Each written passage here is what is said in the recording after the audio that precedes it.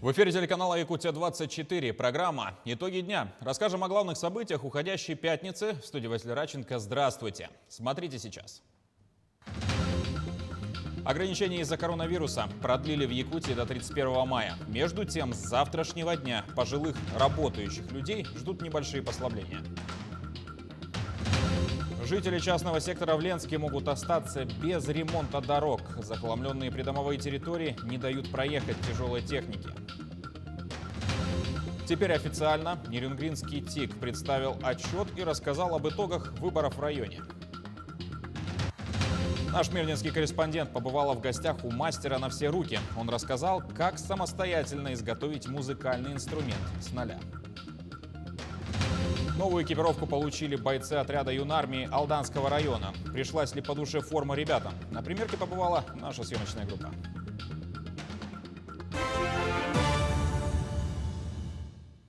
Особое внимание уделят защите пожилых и ветеранов на майских праздниках в Якутии. Глава региона СН Николаев в ходе совещания с главами районов попросил исключить участие пожилых и ветеранов во всех мероприятиях, кроме дистанционных. Также он распорядился провести вне учебные дни дезинфекцию школ, детских садов, всех образовательных учреждений.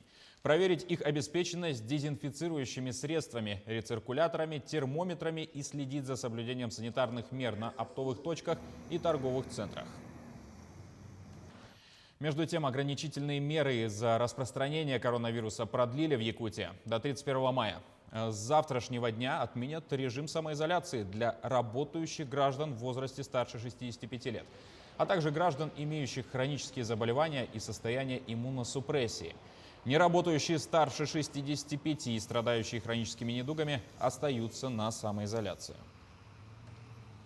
Теперь о текущей эпидобстановке. 105 новых случаев коронавируса выявили в Якутии за сутки. Из них в Якутске 61 случай, в Мегино-Кангаласском районе 15, Усть-Алданский 6, Статинский 5, Амгинский 4, Алданский, Нерюнгринский и Хангаласский районы по 3 случая, Чурапчинский 2, Мирнинский, Намский и Нюрбинский районы по 1 заболевшему.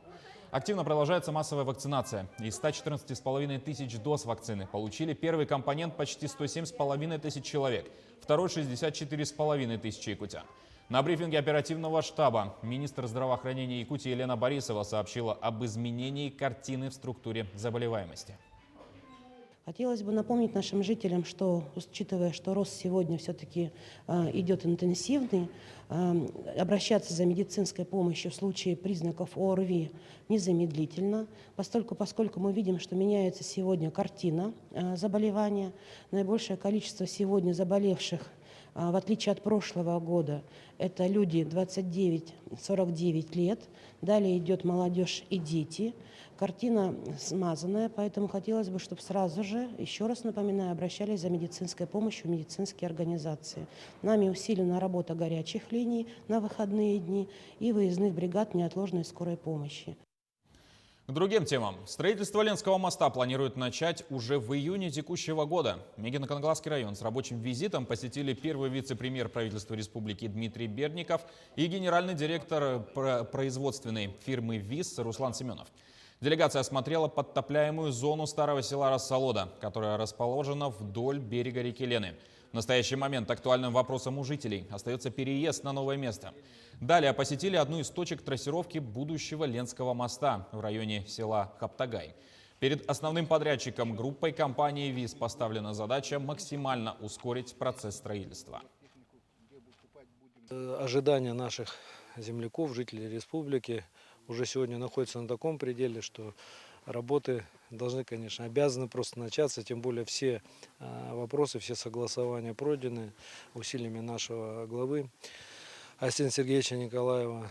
Работа проведена колоссальная, подтверждено и финансирование. Сегодня, так сказать, последние документы дорабатываются. И, конечно же, настало уже время приступать к реальным работам. Итоговое совещание территориальной избирательной комиссии по выборам главы района прошло в Нерюнгре. После официального опубликования результатов комиссия зарегистрировала Романа Шагильняка как вновь избранного главу. Председатель ТИКа Мария Федорова вручила ему удостоверение. Работу районных избирательных комиссий оценили хорошо. На всех участках выборы признаны состоявшимися и действительными. Им пришлось очень много столкнуться с определенными трудностями, сложностями. Но у нас действительно председатели участковых избирательных комиссий, члены участковых избирательных комиссий имеют в основном большинстве своем большой опыт работы, длительный, многолетний. И они выдерживают вот такие нагрузки, и физические, и психологические, и с достоинством завершили вот нашу выборную кампанию. Депутаты фракции «Справедливая Россия» внесли в Госдуму законопроект о запрете передачи долгов коллекторам. Парламентарии напомнили, что согласно действующему закону условия потреб кредита согласовываются кредиторам и заемщикам индивидуально и могут содержать возможность запрета уступки банкам прав по договору третьим лицам. На бумаге все в порядке, а на практике человек приходит в банк за кредитом, и ему говорят: вот вам типовой договор, хотите подписываете, хотите нет, вас никто не держит, идите в другой банк, там будет то же самое. По статистике, приведенной «Справедливой России», в прошлом году коллекторы выбили у граждан почти 600 миллиардов рублей долга. День пожарной охраны отмечают сегодня в России. В честь этого с династией пожарных Якутии встретилась депутат Госдумы Галина Данчикова. Напомним, что профессиональный праздник огнеборцев был учрежден в 1999 году. За эти годы пожарная охрана изменилась и совершенствовалась, но смысл работы огнеборцев остался неизменен. Это спасение людей и имущества от огня. Дорогие друзья, я пользуюсь сегодня случаем, хочу поздравить всех сотрудников пожарной охраны Республики Саха-Якутия, сел, поселков, городов, районов с их профессиональным праздником. Пожелать им здоровья, спокойных трудовых будней. Хочу пожелать им, чтобы у них было спокойно в семье. И, конечно же, хочу пожелать, чтобы наши сотрудники, профессиональные сотрудники пожарной охраны имели для себя очень крепкий тыл, пожелать им счастья и здоровья и успехов. Дачные автобусы начнут курсировать в Якутске с 1 мая. Маршруты номер 121, 123 и 124 до дачных участков, расположенных по Вилюйскому и Намцирскому трактам, будут отправляться по установленному графику. Стоимость проезда 44 рубля. Отмечается, что в целях недопущения распространения коронавирусной инфекции в автобусах регулярно проводятся уборка, дезинфекция и озонирование. График движения разместят на сайтах мэрии и МУП ЕПАК. Ленск готовится к ремонту дорожного полотна, а также к отсыпке грунтом прилегающих улиц. Но коммунальные службы города столкнулись с проблемой. Грейдер не может пройти по периферийной дороге из-за захламленных придомовых территорий. Если жители частного сектора не поспешат очистить муниципальную землю от личного имущества, им грозит штраф и возможность остаться без отсыпанной дороги. Наш корреспондент Анна Кожевникова разбиралась в ситуации. Мы находимся на одной из прилегающих улиц, которая расположена в центре города. И, как видно невооруженным взглядом, ленчане оставляют за пределами своих владений, видимо, все, что не умещается у них во дворах. Но это муниципальная земля. И складирование на ней личного имущества влечет за собой административную ответственность. Буквально на апрельской сессии районных депутатов городской администрации были выделены дополнительные финансовые средства на ремонт дорог, в том числе на профилирование с дополнением грунта второстепенных улиц частного сектора. Но для этого необходимо их очистить от личного имущества жителей. Вот, например, зимой у нас столкнулись с тем, что люди захламили до такой степени улицы, да, что у нас спецтехника просто не могла пройти в улицу. И для этого мы обратились, мы все хотим даже на прилегающих второстепенных дорогах ездить по широким, хорошим улицам, да, при этом, что выделяется отсыпка администрации и так далее. Для этого мы обратились в административную комиссию района, чтобы они нам помогли в этой проблеме.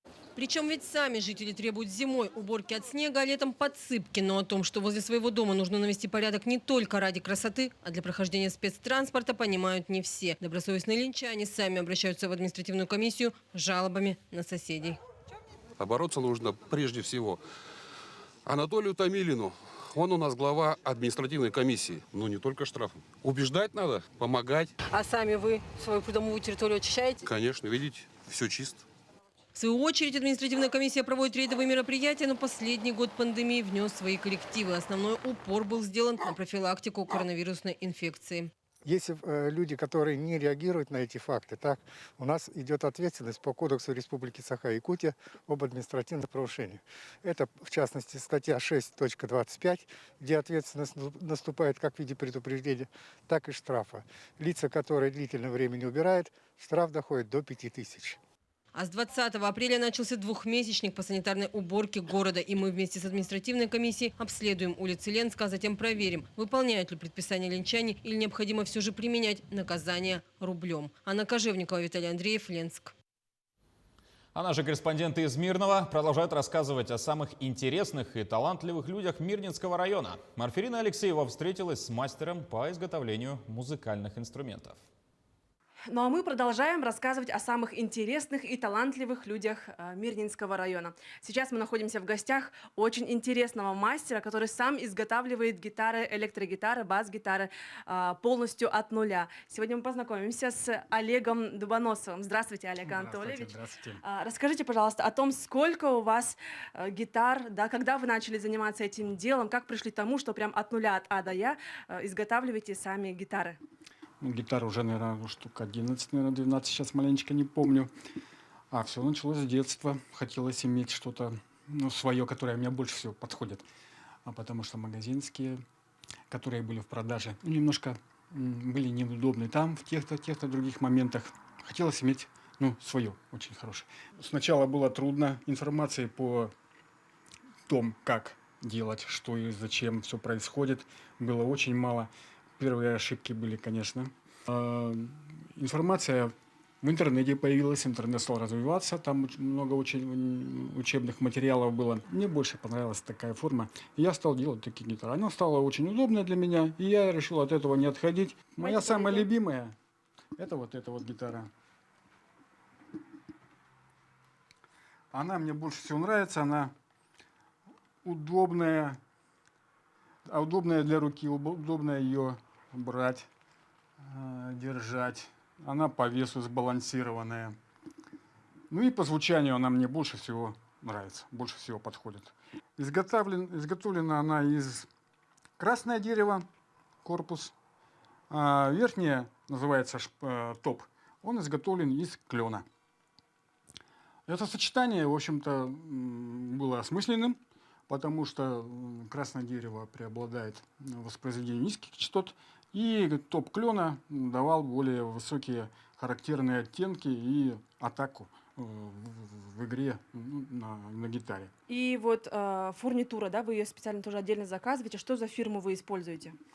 Фурнитура японская, она себя показала во многих таких ситуациях, что она безотказная, очень хорошо себя, работает. Обратим внимание на у вас как бы собственный бренд уже можно назвать. Объясните, что за инициалы или это вот? Ой, как-то смешно называть. D и N, D and N. Дуб и нос. Получился дубонос. Я гитару себе сделал, да. А материал тоже красное дерево, а наверху ясень. Очень был впечатлен игрой Дэвида Гилмора из Pink Floyd, как он играл на ней. То есть берется в руки небольшой предмет специальный для этого и вводится, и играешь на нем. Слайдером называется.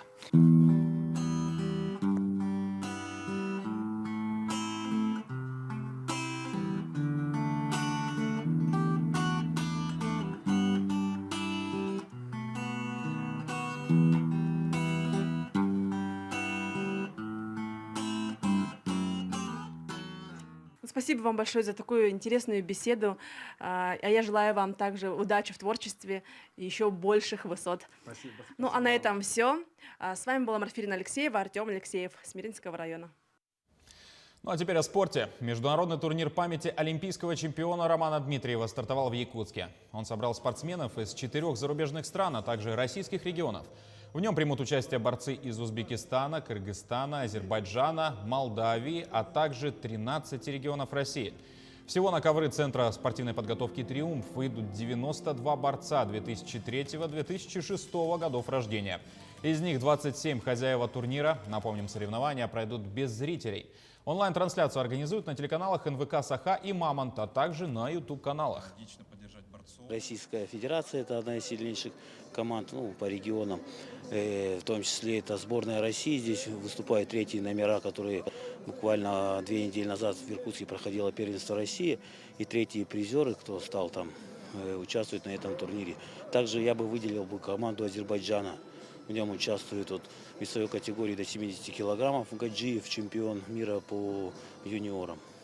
Престиж турнира на самом деле высок, так как именно по молодежи, по юниорам очень мало турниров. То есть я вчера сам подсчитывал, в мире, в Европе, я скажу, где-то около 4 турниров. Это в Турции, я знаю, есть турнир в Болгарии, в Румынии и в Якутске.